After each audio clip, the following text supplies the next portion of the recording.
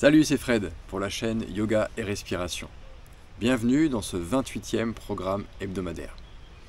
Cette semaine, je vous propose de faire 3 guidages différents à nouveau. Et pour le premier, je vous propose de faire ou de refaire le Kapalabhati 1.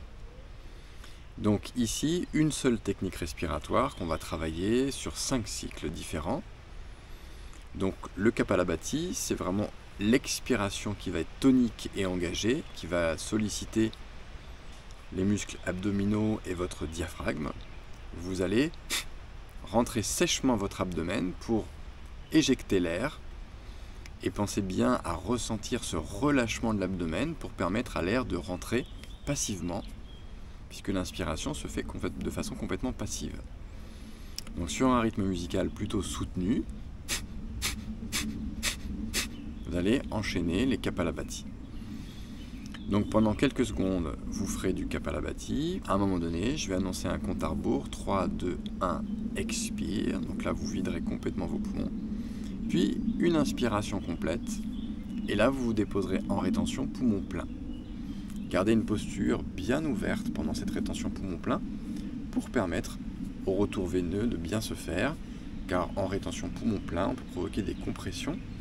Donc voilà, gardez bien la colonne bien alignée et la poitrine bien ouverte. Au terme d'un certain temps, il y aura une expiration complète et là vous vous déposerez directement en rétention poumon vide. Ici, accueillez tous les ressentis qui viennent à vous et profitez de l'effet Bohr qui permet le relâchement plus intense de l'oxygène dans le corps quand la quantité de CO2 commence à augmenter dans le sang. Après cette rétention poumon vide, il y aura une phase de récupération pendant laquelle vous pouvez respirer naturellement, mais garder un souffle apaisé et lent. Ensuite, il y aura un compte à rebours et on partira pour un nouveau cycle.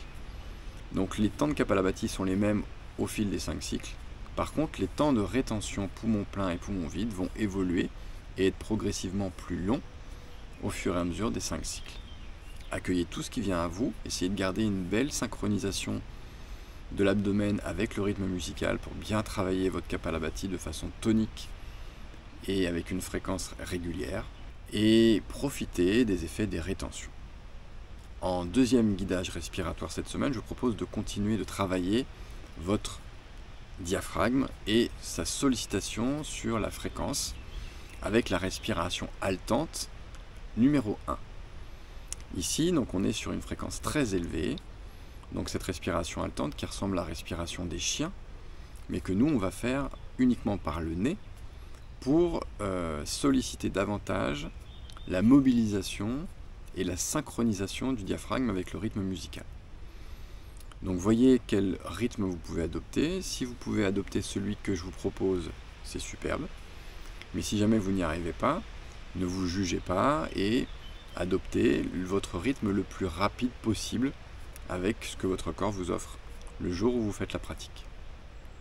Donc concrètement, la respiration haletante, ça va être un petit peu comme ça. Vous voyez, une fréquence très très haute, et vous allez sentir les va-et-vient de votre abdomen au fil de ces inspire-expire très toniques. C'est un peu comme un bastrika, mais avec un tout petit soufflet que vous activeriez de façon très rapide. Donc au bout d'un certain temps de haletant, vous allez avoir un compte à rebours et une expiration, donc vous videz complètement vos poumons, puis une inspiration complète et rétention poumon plein. À nouveau, comme dans le Kapalabhati 1, gardez une posture bien alignée, bien ouverte au niveau de l'appareil respiratoire pour ne pas provoquer de compression avec la quantité d'air que vous allez garder dans votre appareil respiratoire. Puis au terme d'un certain temps, une expiration et là vous vous déposerez en rétention poumon vide directement. Ici, accueillez à nouveau les effets qui viennent à vous pendant la rétention, pendant les rétentions, et profitez de leurs effets apaisants et du travail sur la tolérance au CO2 que vous faites en même temps. Au terme de la rétention poumon vide, il y aura une phase de récupération pendant laquelle vous pouvez respirer naturellement en gardant un souffle très lent et apaisant.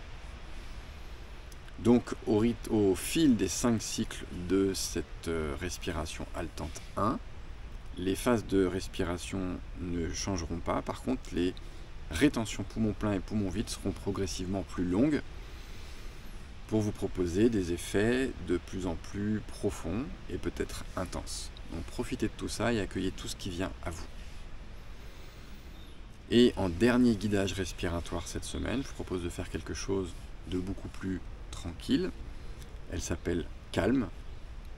Elle peut se faire justement après les deux précédentes pour un retour au calme et un retour à la sollicitation du système parasympathique pour se déposer dans quelque chose de plus tranquille. Le schéma respiratoire est ultra simple. Inspire 4, expire 6. Tout le long, pas d'évolution.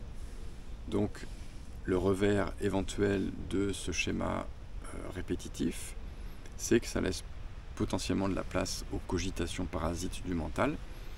Donc il y a quelques clés que vous avez peut-être déjà utilisées avec lesquelles vous pouvez vous ancrer davantage dans l'instant présent. Première clé, jouez avec les volumes. Inspirez. Vous n'êtes pas obligé de remplir vos poumons complètement quand vous inspirez sur 4. Profitez de ressentir si vous avez besoin de 90%, 80% ou encore moins pour être bien dans ce guidage. Pendant les expirations qui sont donc un peu plus longues que les inspirations, profitez de leurs effets apaisants et ressentez pleinement ce que ça provoque dans votre corps. Soyez vraiment à l'affût de tous les ressentis qui apparaissent en vous. Deuxième clé éventuelle, c'est l'engagement du périnée sur la phase de l'inspiration. Donc vous inspirez sur 4 en contractant légèrement votre périnée. Vous allez sentir que votre plancher pelvien se soulève légèrement. Et au moment de l'expiration, vous relâchez ce périnée. Et comme vous êtes complètement à l'écoute du relâchement de votre corps, vous allez vraiment sentir profondément votre plancher pelvien qui se baisse à nouveau et qui se relâche. Et comme ça, de façon cyclique. Mais toujours dans l'instant présent, dans votre corps. Si votre mental a tendance à partir, ne vous jugez pas, ça arrive à tout le monde. Ramenez simplement votre attention à vous-même, à vos ressentis, et profitez. Voilà pour cette semaine. Je vous propose de partager au maximum ces vidéos si vous les appréciez, de les liker, de les commenter. Et vous pouvez donc les faire tous les jours ou les répartir dans votre semaine à votre convenance. Je vous souhaite une très belle semaine de pratique et je vous dis à très bientôt pour de nouvelles aventures. Namasté.